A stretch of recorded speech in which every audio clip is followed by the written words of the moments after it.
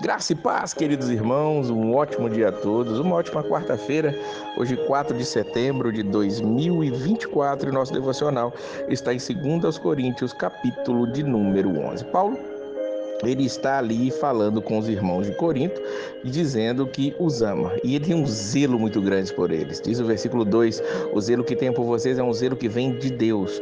Eu os prometi a um único marido, Cristo, querendo apresentá-los a ele como uma virgem pura. Veja que Paulo tem um trabalho a fazer no meio daqueles irmãos, e o trabalho que ele tem é prepará-los para ser entregue a Jesus Cristo, isso como uma virgem pura. É como um pai que está preparando ali a sua filha para poder entregar a um marido. E assim Paulo trabalha no meio daqueles irmãos. E Paulo, ele tem um zelo muito grande, ele tem uma preocupação, porque ali no meio daqueles irmãos existiam aqueles que eram chamados de superapóstolos, pessoas que queriam se colocar acima até mesmo dos apóstolos de Cristo.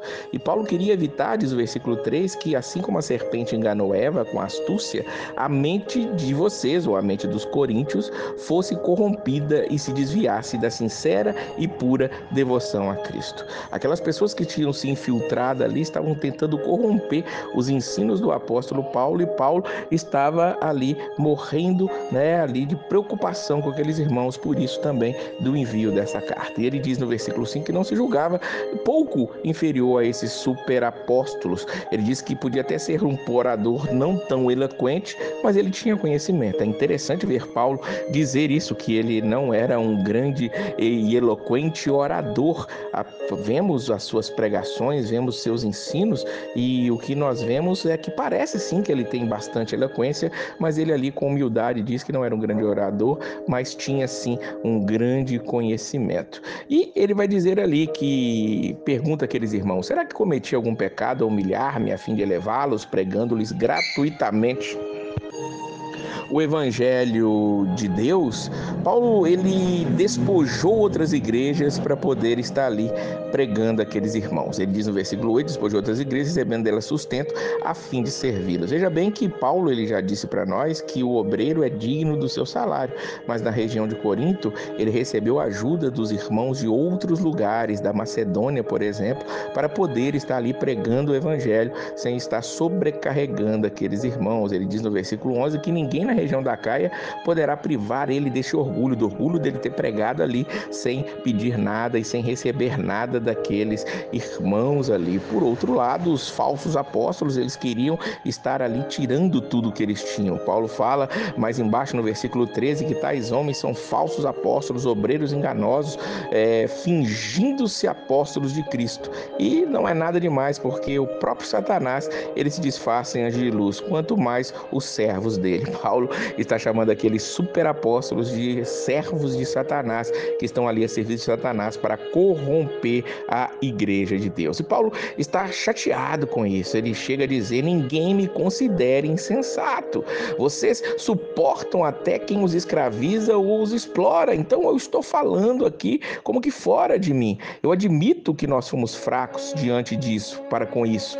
Ou seja, Paulo podia sim ter recebido algum valor daqueles irmãos, para poder estar ali ministrando a palavra. Paulo disse que chegou a poupá-los de tal privilégio, mas ele tinha orgulho de poder dizer isso. E Paulo, para que ficasse muito claro que ele era um apóstolo de Cristo, ele vai trazer aqui como que o currículo dele, dos versículos 22 até o versículo de número 28, ele vai dizer para nós aqui tantos e tantos sofrimentos que ele passou.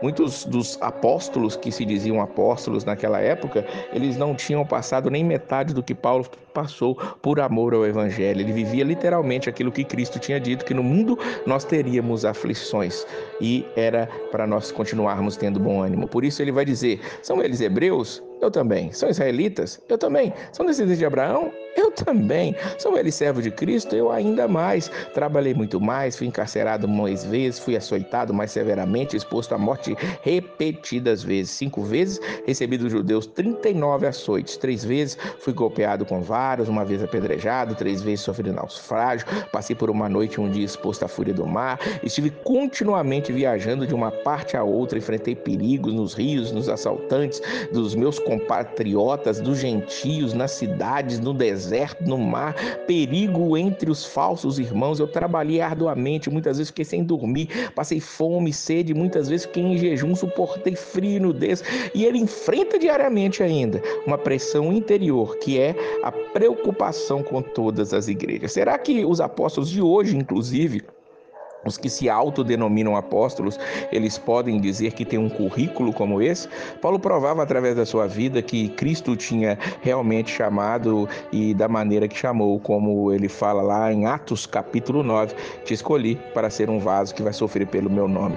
E Paulo levava aquilo ao pé da letra e vivia, ele sofria, mas ele não reclamava, ele seguia adiante. Ele está aqui abrindo o seu coração com aqueles irmãos para mostrar para eles que ele era nada inferior àqueles que estavam tentando corromper a mente dele. E ele termina dizendo: quem está fraco que eu não me sinta fraco? Quem não se escandaliza que eu não me queime por dentro? Então, que nós possamos entender que o apóstolo Paulo, ele está aqui pregando o evangelho, sofrendo tudo isso, mas por amor daqueles irmãos. Ele já disse para nós que ele tinha um zelo muito grande, ele tinha prometido ao único marido, que é Cristo, apresentar aquela igreja como uma virgem pura. E para isso, ele estava ali sofrendo, amando mais aqueles irmãos, sendo menos amado, mas ainda assim pastoreando e amando aquelas pessoas. Que independente das circunstâncias que estejamos vivendo, que nós possamos amar e fazer o bem a todos, para a glória do nosso Deus. Que Deus abençoe o seu dia e a paz do Senhor.